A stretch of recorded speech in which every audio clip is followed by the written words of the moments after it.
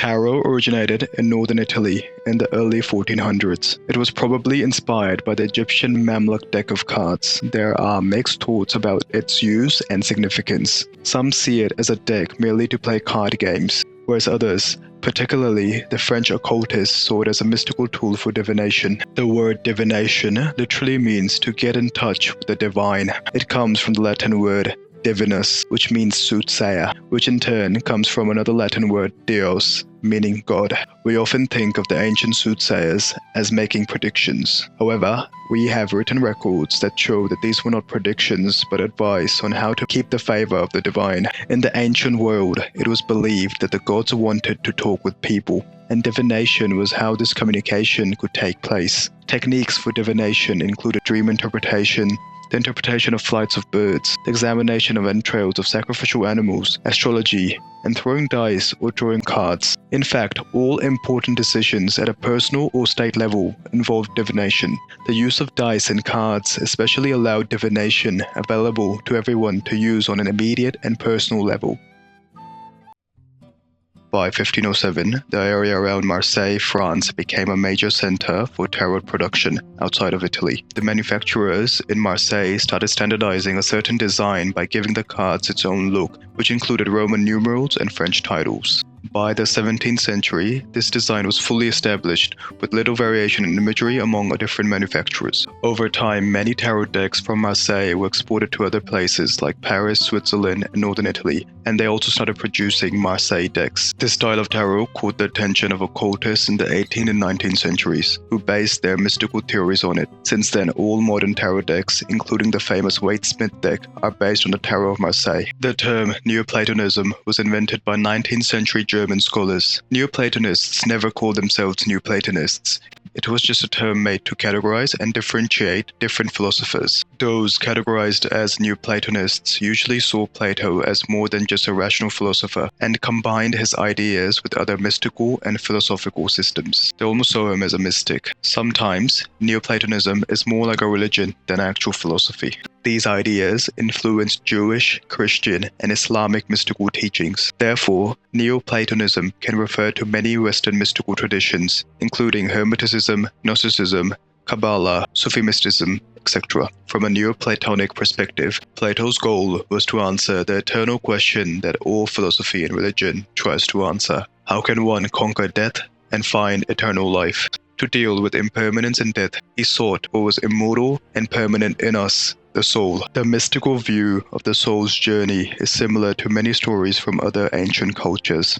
In these stories, a hero, mourning the loss of a loved one, goes on a quest to be reunited with them. For example, the Babylonian goddess Ishtar went through 7 hells to find, rescue, and revive her lover Tammuz. The Egyptian goddess Isis traveled around collecting the pieces of her lover Osiris to put him back together. And in Greek myths, Psyche searched for Eros, Demeter looked for Persephone, and Orpheus went to the underworld to bring back his love Eurydice, but failed in the end. Plato recreated this myth in the Republic. You may have heard of it. It's called Plato's Allegory of the Cave. In his version, we are all trapped and living in a cave of illusions, and what we are missing is the sun, which represents the true light from the one, the good, and the beautiful. Plato's hero is a lover of wisdom. This is what the word philosopher means. This hero frees himself and climbs out of the cave, drawn by his love for light and truth, symbolized by the sun. But he isn't satisfied. Like Orpheus, he goes back into the underworld to help free others, but is frustrated in his attempts. The idea that ultimate truth is like light helps explain why some of the highest ranking cards in the tarot deck are the star, the moon, and the sun, 3 celestial bodies that shine with increasing brightness. The final card, the world, shows the heavenly Jerusalem,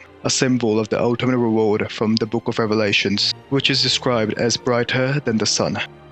The city does not need the sun or the moon to shine on it, for the glory of the god gives it light. Plato imagined his ideal society, the Republic, as having 3 classes, reflecting the 3 parts of the soul.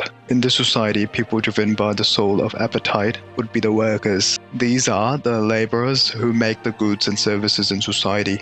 They are the lowest class. Soul of appetite was located in the abdomen. If this part of the soul controlled a person's behavior, they would become excessively lustful, gluttonous, and greedy. To become a good citizen of the Republic, a person needs to develop the virtue of temperance, which means balancing desires and valuing beauty, health, and harmony over excess. Those who developed temperance became the workers, making up the majority of the population. Some people could purify the second part of the soul of will. Those driven by the soul of will would be the warriors and the next highest class. This part, believed to be located in the heart, is associated with a desire of power and prestige, but can also lead to anger and cruelty if uncontrolled. The soul of will is purified through the virtue of fortitude, which means strength or courage, from the word core meaning heart. This virtue is developed through gymnastics, including martial arts, which builds discipline, the ability to conquer fear, and physical strength. The Greek term for the discipline of athletes and warriors was ascesis, which means self-mastery through denying pleasures. Those who develop fortitude become warrior protectors in the next highest class. Lastly,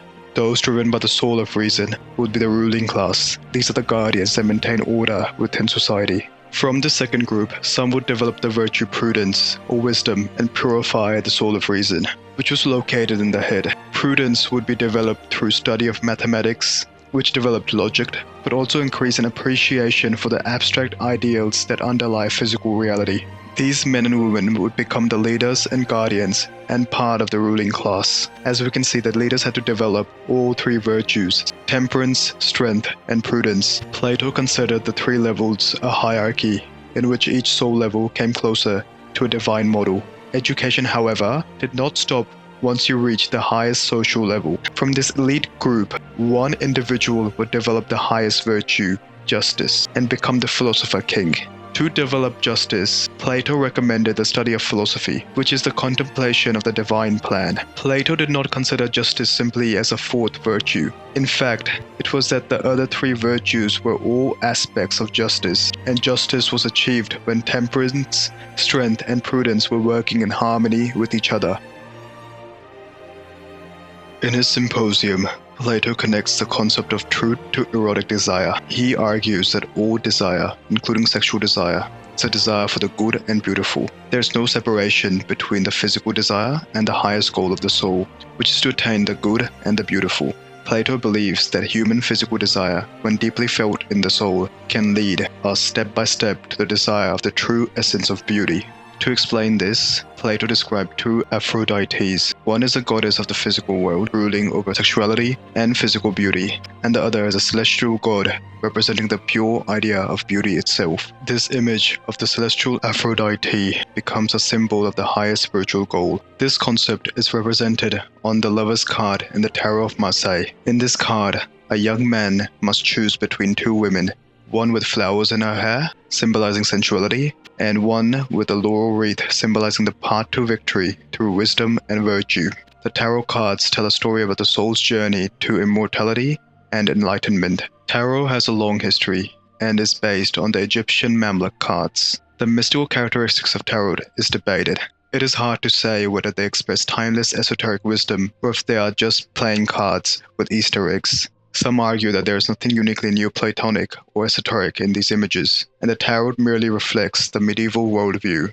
And the reason why it shares similarities with the Platonic philosophy is because the medieval Christian thinkers simply absorbed and adapted Plato's ideas. But there are also people like Antoine Court de Gebelin that argue that it expresses timeless wisdom existing all the way back in ancient civilizations like Egypt. He thinks that they have something of the divine within it, and so can be used for divination.